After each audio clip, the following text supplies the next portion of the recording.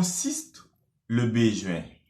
Voilà la question que l'un de mes abonnés a laissée dans mon inbox sur ma page Facebook Procreas Consulting.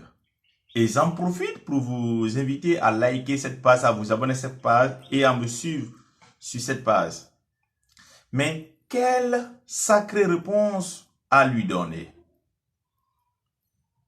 Au premier vue, cette question paraît bête et banale.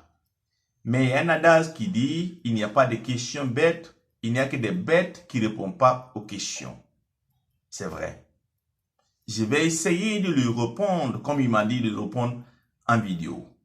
Mais pour lui permettre de comprendre en quoi consiste le besoin, je vais prendre des exemples dans plusieurs situations afin de lui permettre de mieux comprendre en quoi consiste le besoin.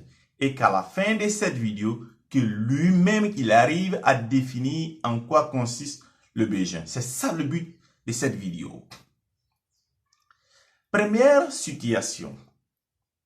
Quand un médecin me reçoit, ai-je besoin de son air doctoral qu'il se donne pour m'impressionner? Ou la simple aptitude soignante qui allie écoute et regard? Question. Deuxième situation. Quand je me rends dans une boutique de vente de PC, quand je demande au vendeur quelle est la performance de ce PC, de quoi ai-je besoin dans sa réponse? Qu'il me récite toutes les spécificités techniques du PC? Ou qu'il m'aide à me situer dans tous les produits qu'il vend? Question aussi. Troisième situation. Qu'est-ce que j'ai vraiment besoin quand je vais dans un marché? La fraîcheur d'un produit ou l'air que je me donne ami et temps? Ou la relation conviviale maintenue entre la vendeuse et moi avec le petit plus que j'apprécie qu'on me rend comme supplément du service rendu?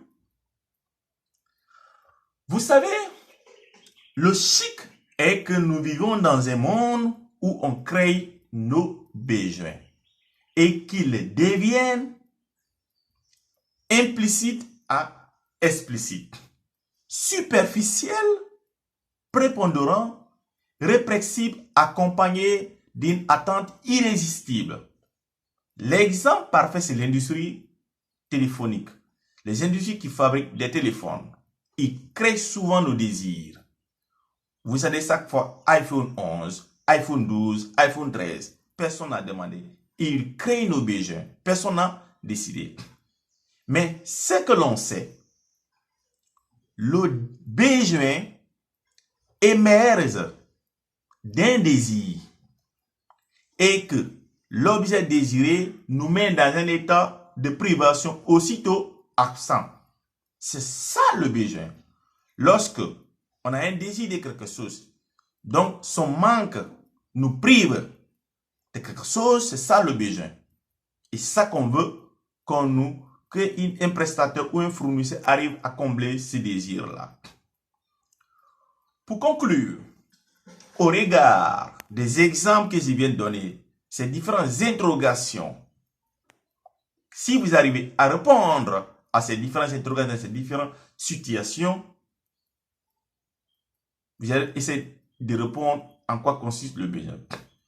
Mais la meilleure définition que l'on donne au besoin, c'est celle qu'on se donne, ou que le client vous livre, ou qu'on capte à travers sa parole, quel que soit son mode d'expression, qui met en musique ce que l'on veut, qui met en lien son savoir-faire de l'entreprise pour nous répondre à nos attentes et à nos besoins, pour répondre à nos désirs. C'est ça, le besoin.